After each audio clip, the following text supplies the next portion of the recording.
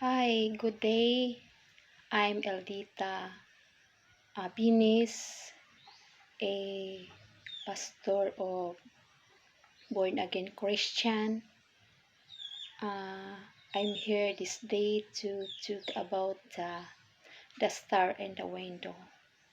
The star and the window. And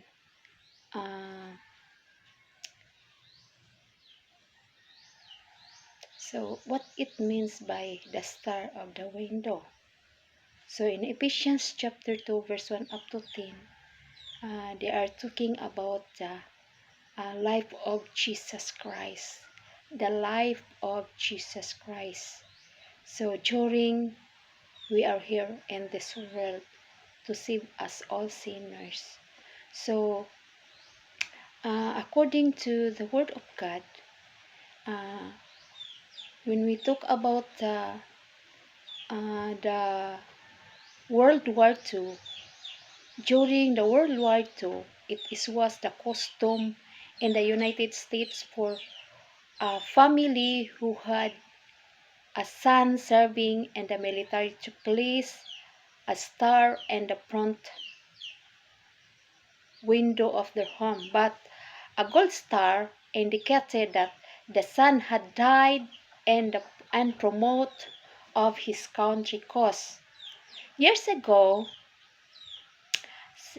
Sir Harry Lauder told a touching story about this custom.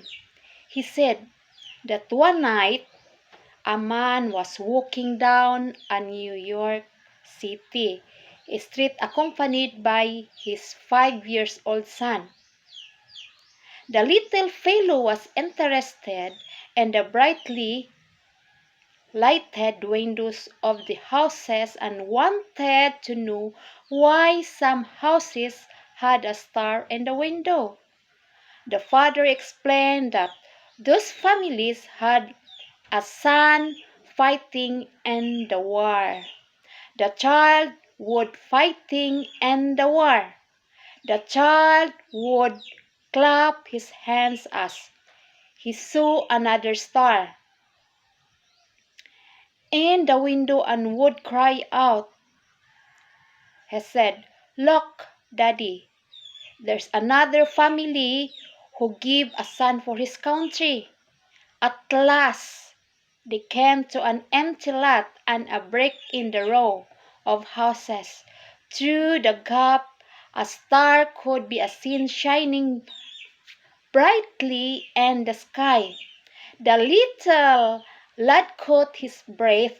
"Oh, Daddy," he cried, "look at the star in the window of heavens." God must have given his son too. Yes, indeed, there is a star in God's window. Do you renew or really realize what He did for you?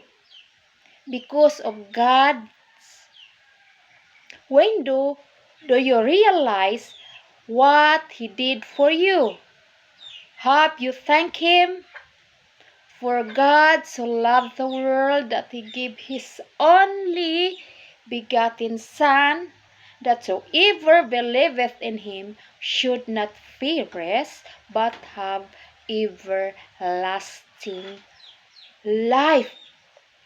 Jesus Christ is the Son of God, given by God Almighty to you and me.